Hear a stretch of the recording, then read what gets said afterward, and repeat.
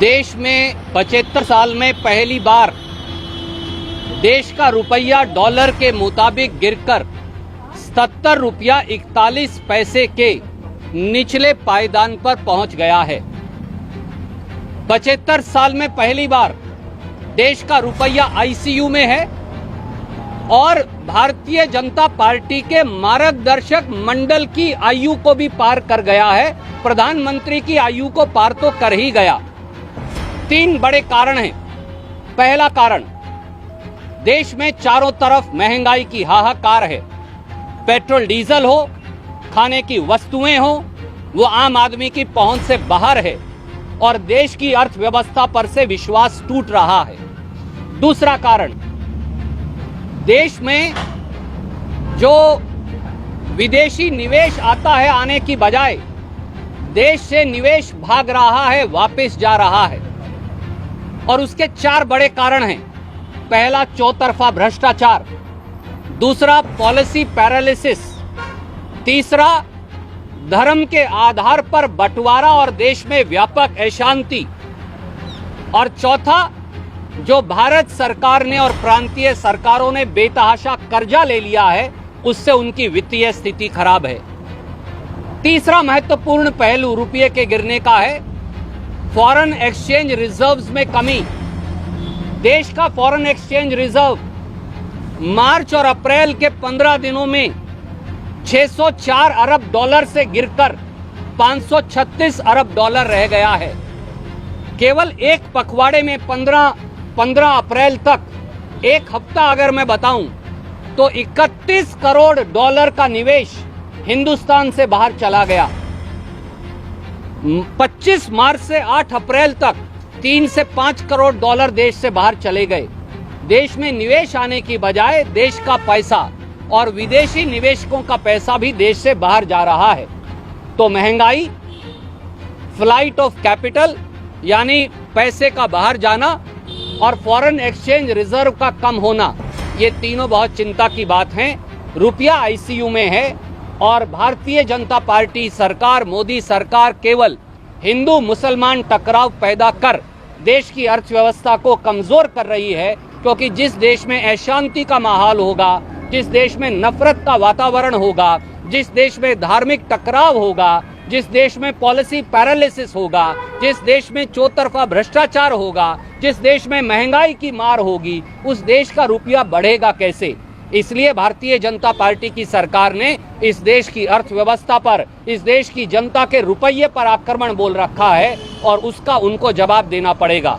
I will say it very briefly in English for my friends in the South India country. In an unprecedented fashion, for the first time in 75 years history of India, Indian rupee has fallen to an abysmal low of rupees 74.41 paisa to a dollar. Sorry, let me repeat myself. In an unprecedented fashion, Indian rupee has fallen to an abysmal low of rupees 77.41 paisa to a dollar. Never has this happened in 75 years. Under Modi government, Indian rupee is in ICU. Under Modi government, Indian rupee has crossed the age of Margdarshak Mandal of BJP. Under Modi government, Indian rupee has fallen even beyond the age of Honorable Prime Minister. And what are the reasons for the same? There are 3 apparent reasons. Number 1, runaway inflation. Life has become unbearable and expensive. Whether it is petrol, whether it is diesel, whether it is cooking gas, whether it is CNG, PNG, whether it is eatables, everything has gone beyond the reach of the common people. Secondly, there is immeasurable flight of capital from India. And the reason for that immeasurable flight of capital is BJP-sponsored communal tension across India, rampant corruption in BJP-ruled states, the insurmountable debt of Government of India and the states because of which confidence of the investor has gone, and the cost of doing business in India has gone up manifold. Third and another more important reason, and a matter of concern is the depletion of foreign exchange reserves.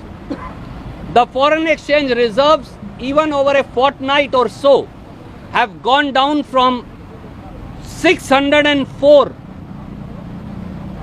billion to 536 billion US dollars.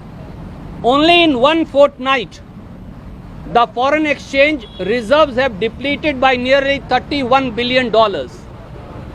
How will the economy of the country sustain itself when government is sponsoring communal divide, polarization and tension and an atmosphere of hate? Why should anybody invest here? And that's why flight of capital is happening. Foreign exchange reserves are going down and runaway inflation is hitting at every aspect of our economy. Any questions, you're welcome to sir, ask. आपने कहा देश का माहौल खराब हो रहा है। Bulldozer की जो राजनीति शुरू हुई आज की दिल्ली में जारी है, शाहीन बाग वह बुलडोजर चला रही है, किस तरीके से देखा जाए? आदरणीय मित्र, नफरत की राजनीति, धार्मिक बंटवारे की राजनीति, हिंदू मुसलमान विवाद की राजनीति, बुलडोजर की राजनीति ने देश की अर्थव्यवस्था पर बुलडोजर चला दिया है। देश के रुपये पर अपनी तोड़ने वाली सोच के चलते भाजपा ने बुलडोजर चला दिया है और नतीजा ये है कि $1 के मुकाबले में 75 साल में पहली बार अब हिंदुस्तानी रुपया, हमारा रुपया गिरकर 77 रुपया 41 पैसे हो गया है। जो 75 साल में नहीं हुआ, मोदी जी ने वो अब कर दिखाया। 75 साल बाद रुपये की कीमत 77 रुपया 41 पैसे $1 के बराबर रह गई है। रुपया आईसीयू में है और दम तोड़ रहा है। मार्गदर्शक मंडल की आयु को पार कर गया है। प्रधानमंत्री की आयु को कब का पार कर चुका। आखिर में लोग जिएंगे कैसे और देश की अर्थव्यवस्था बचेगी कैसे? सवाल ये है जो हर साथी को पूछना पड़ेगा। धन्यवाद। सर, आज जो मीटिंग हुई है उसके बारे में ब्रीफ किसने क्या सुझाव दिए? आदरणीय मित्र, हमारी मंत्रणा की चर्चा हम सार्वजनिक तौर से नहीं करते। अभी कांग्रेस कार्य समिति की बैठक है, उसके बाद बाकायदा जो निर्णय कांग्रेस कार्य समिति करेगी वो हम आपको सूचित करेंगे। पंजाब की तरफ से सर कोई ड्राफ्ट दिया गया, उतना तो आ गया पब्लिक डोमेन में। देखिए, पंजाब हरियाणा का विषय नहीं अकेले, ये विषय है हिंदुस्तान का, हिंदुस्तान की बहदूदी और बढ़ोतरी का। कांग्रेस उस पर मंथन कर रही है। कांग्रेस कार्य समिति की बैठक होगी, जो निर्णय लिए जाएंगे मैं आपको अवश्य बताऊंगा। The entire purpose of the Chintan Shivar is to lay down a new path, as also to reform, as also to rise up to aspirations of people of India, as also to address when people like you who are enlightened citizens of India, they expect more of the Congress, from the Congress. We promise to you that we will do more, we will do better, and we will course correct if need be. But that has to come out of Chintan Shivar only. Thank you.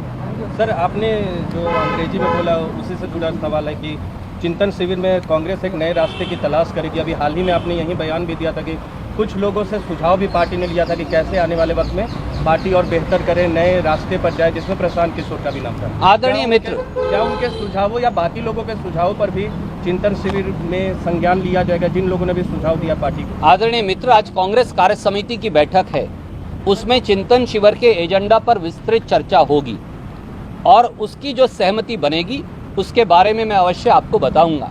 पर चिंतन शिविर का उद्देश्य था कांग्रेस में अपने आप में तब्दीलियां लाना, वो तब्दीलियां जो लोग हमसे चाहते हैं, वो तब्दीलियां जिसकी लोगों को हमसे अपेक्षा है, और एक और कारगर विपक्ष के तौर पर जनता के समक्ष जनता की आवाज उठाना। और ऐसा हम करेंगे, ये हमारा संकल्प है। इसलिए चिंतन शिविर का नाम ही नव संकल्प चिंतन शिविर है।